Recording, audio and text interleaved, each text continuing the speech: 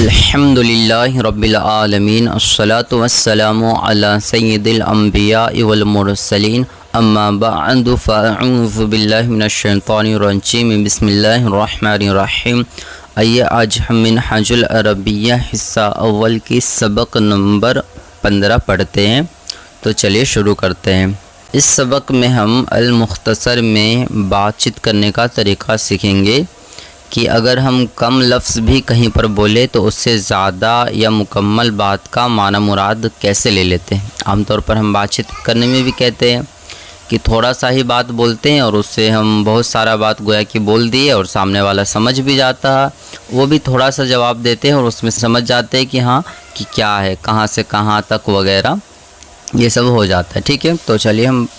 پڑھنے کے دوران ہی اس کو اچھے سے سمجھیں گے واضح۔ ٹھیک ہے، سب سے پہلے اس میں لکھا ہے السلام علیکہ یا مجیدو۔ اس میں یا جو ہے یہ حرف ندا ہے، اس کے بارے میں ہم نے پیچھے پڑھے تھے کہ یا حرف ندا ہے اور جس لفظ پر داخل ہوتا ہے یعنی جس اسم پر داخل ہوگا اس کو منادا کہیں گے۔ تو اور یا کا مطلب ہوتا ہے اے، اور مجید چونکہ یہ کسی کا نام ہے تو یہ ہم کہیں گے یا مجید یعنی اے مجید۔ ٹھیک ہے، اور السلام علیکہ، السلام یہ اللہ تعالیٰ کا صفاتی نام ہے، اس کا معنی ہوتا ہے سلامتی ہونا، اس کا معنی ہوتا ہے ٹھیک ہے سلامتی ہونا۔ اور علیکہ یہ اعلیٰ جو ہم نے سبق نمبر 6 میں پڑھے تھے کہ فی اللہ الا لی من وغیرہ حرف جار، تو اسی میں کا ہے یہ ٹھیک ہے اللہ۔ اور یا اور کاف کے ساتھ میں لکھا ہے تو اس کا معنی ہوگا تم۔ ٹھیک ہے، اس پورے لائن کا ترجمہ ہو جائے گا تم پر سلامتی ہو اے مجید۔ ٹھیک ہے، آگے لکھا ہے وعلیکہ، اور یہ چونکہ آگے السلام ہے تو اس کو ہم ملا کے کہیں گے نا، وعلیکہ السلام یا حمیدو۔ تو جیسا کہ ہم تصویر میں دیکھ رہے ہیں کہ دو شخص ہے اور یہ دونوں آپس میں گفتگو کر رہا ہے، ٹھیک ہے، دونوں ملاقات کر رہے ہیں، تو انہی کی بات چیت یہاں پر ہو رہی ہے۔ تو وعلیکہ السلام یا حمیدو، تو واو کا معنی ہو گیا اور علی مطلب پر، اور یا اور کاف مل گیا تو اور تم پر۔ اور یہاں پر ایک پوشیدہ ہے کہ بھی کا بھی لفظ ہم استعمال کریں گے، ٹھیک ہے، بھی، چونکہ اب ہم اس کا جواب دے رہے تو اس لیے یہاں پر بھی کا بھی ایک اضافہ کریں گے، اور اس کے لیے اول لانے کی ضرورت نہیں ہے، ڈائریکٹ اس میں بھی کا اضافہ ہو جائے گا۔ وعلیکہ السلام، اور تم پر بھی سلامتی ہو اے حمید، یعنی یہ دوسرا جو شخص ہے اس کا نام حمید ہے۔ آگے لکھا ہے من اینا، اور آپ دیکھ رہے ہوں گے برائکٹ میں اس کو یعنی گھیراؤ کر کے انت لکھا ہوا ہے، تو گویا کہ یہاں پر من کا معنی تو ہم نے پڑھے تھے سے، اور اینا کا مطلب کہاں، تو اس کا تو معنی ہوں گے کہاں سے، ٹھیک۔ اور انت یہ برائکٹ میں لکھ کے بتا سمجھا رہے کہ گویا کہ مراد یہ ہے کہ تم کہاں سے ہو، یا اور یہ تو معنی ہو گیا، لیکن یہاں پر جو مفہومی معنی بنے گا وہ یہ ہے کہ تم کہاں سے آ رہے ہو، ٹھیک ہے، تم کہاں سے مطلب تم کہاں سے آ رہے ہو، یہ پورا ہم ترجمہ لیں گے اس کا، ٹھیک ہے، یعنی اس لفظ من این اتنا کا معنی تو ہے کہ کہاں سے، اتنا ہی ہوا، لیکن اس سے مراد ہم لیں گے کہ تم کہاں سے آ رہے ہو، یعنی تھوڑا سا بات ہم نے بولے تو پورا سمجھ میں ان کو آ گیا کہ ہاں گویا کہ مجھ سے پوچھ رہے کہ تم کہاں سے آ رہے ہو، ٹھیک ہے۔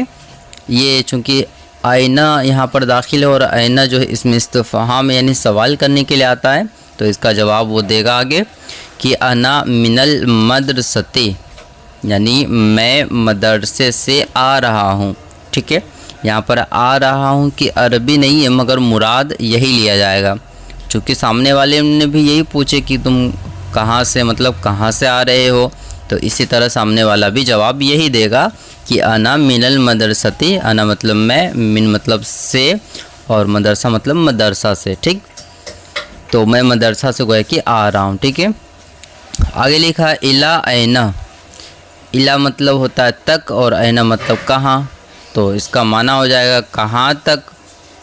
لیکن اس سے مراد یہ ہے کہ تم کہاں تک جاؤ گے، تو سامنے والا اس کا جواب دے گا الل بیتی، تو اس کا معنی ہو جائے گا گھر تک، یعنی اور گویا کہ سامنے والا جواب دے رہا ہے گھر تک، تو یعنی گھر تک جاؤں گا، کیونکہ اس کا پوچھنا ہی مقصد ہے کہ تم کہاں تک جاؤ گے، تو بس اس کا جواب دیں گے کہ میں گھر تک جاؤں گا، تو اسی لیے الل بیتی مطلب گھر تک جاؤں گا، ٹھیک ہے۔ آگے لکھا ہے ما عندک، تو ماں کا معنی ہوتا ہے کیا، اور عند یہ پہلی مرتبہ یوز ہو رہا ہے، اس کا معنی ہوتا ہے پاس، ٹھیک ہے، یعنی کوئی چیز ہمارے پاس ہوتی ہے تو اس کے لیے کہتے ہیں، ٹھیک۔ تو عند مطلب پاس، اور کاف مطلب تیرا، تیری، تیرے، تمہارا، آپ کا وغیرہ میں سے کوئی لفظ ہم لے آئیں گے مکمل، ٹھیک ہے۔ تو اس لفظ کا معنی ہو جائے گا ما عندک، کہ تمہارے پاس کیا ہے۔ ما چونکہ شروع میں اس میں لکھا جا رہا ہے، لیکن اس کا ترجمہ ہم بیچ میں کرتے ہیں لفظ کیا، ٹھیک ہے، تمہارے پاس کیا ہے۔ تو اس کے جواب میں دے رہے وہ کہ عندی کتابن، اور عند کا معنی ہوتا ہے پاس، اور یا چونکہ اس میں ڈال دیا ہے تو اس کا معنی ہو جائے گا میرے پاس، اور کتابن یعنی کتاب ہے۔ اس کو یوں بھی کہہ سکتے ہیں، میں نے جیسا کہ شروع میں ایک جگہ بتایا تھا کہ کتابن مطلب ایک کتاب بھی ہوتا ہے، تو ایک کتاب ہے، یہ بھی ترجمہ ہم لے سکتے ہیں۔ آگے لکھا ہے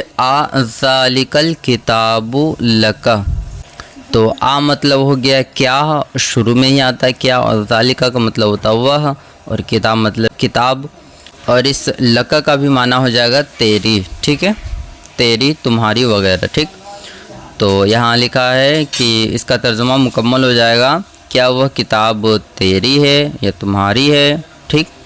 تو اس کا وہ جواب دے رہے ہیں کہ نعم یعنی ہاں، ذالک الکتاب لی یعنی ہاں وہ کتاب میری ہے، ٹھیک ہے۔ آگے لکھا ہے متا امتحانک، متا یہ چونکہ پہلی مرتبہ یوز ہو رہا ہے اس لیے اس کے نیچے لکیر ہے۔ متا کا معنی ہوتا ہے کب، جیسے کوئی چیز ہم کہتے ہیں نا کب ہے، کب آئے گا وغیرہ، تو کب یہاں پر ہے، اور چونکہ یہ امتحانوں کا، تو یہاں امتحان تک کے تو امتحان ہی ہے، لیکن کاف مطلب تیرا، ٹھیک۔ تو یہاں پر پوچھا جا رہا ہے کہ تمہارا امتحان کب ہے یا تیرا امتحان کب ہے، ٹھیک ہے، تیرا امتحان کب ہے۔ اور متا یہ بھی اس میں استفہام میں سے آتا ہے، اور اسی لیے اس کے اندر کوشچن مارک ہے، تو اس کا جواب بھی دینا ہوگا۔ اور آگے پھر ایک سوال ساتھ میں اور کر رہے ہیں کہ ہوا قریب، کیا وہ قریب ہے، تو اس پورے کا جواب دے رہے وہ کہ لا امتحانی یعنی میرا امتحان، بعید یعنی دور، جداً یعنی بہت، ٹھیک ہے۔ تو اس کا پورا ترجمہ ہو جائے گا نہیں میرا امتحان بہت دور ہے، ٹھیک ہے۔ آگے لکھا ہے والدک ہا ہنا، ہا ہنا یہاں پر اس کے آگے دیکھیے بریکٹ میں لکھا ہوا ہے فی حیدرآباد، ٹھیک ہے۔ تو ہا ہونا چونکہ یہ بھی پہلی مرتبہ یوز ہو رہا ہے، ہا ہونا اس کا معنی ہوتا ہے یہاں، ٹھیک ہے، یہاں اگر کوئی چیز ہم کہتے ہیں نا یہاں ہے کیا، یہ یہاں ہے کیا، وہ یہاں ہے کیا، اس طرح، تو اسی کا یہاں پر پوچھا جا رہا ہے، ٹھیک ہے۔ تو والدو کا یعنی کیا تمہارے والد، اور ہا ہونا یعنی یہاں ہے، اور مراد یہاں پر ہے فی حیدرآباد یعنی حیدرآباد میں ہے، ٹھیک۔ تو اس کا ہم جواب دے دیں گے، یعنی نیچے اس نے جواب دیا ہے لا ہوا فی بمبئی و ہناک لہو شغل، تو لا کا مطلب نہیں، ہوا مطلب وہ، اور فی بمبئی تو اس کا معنی ہوگا نہیں وہ بمبئی میں ہے یعنی ممبئی میں ہے، اور وہ ہناک لہو شغل اور وہاں ان کو ایک کام ہے۔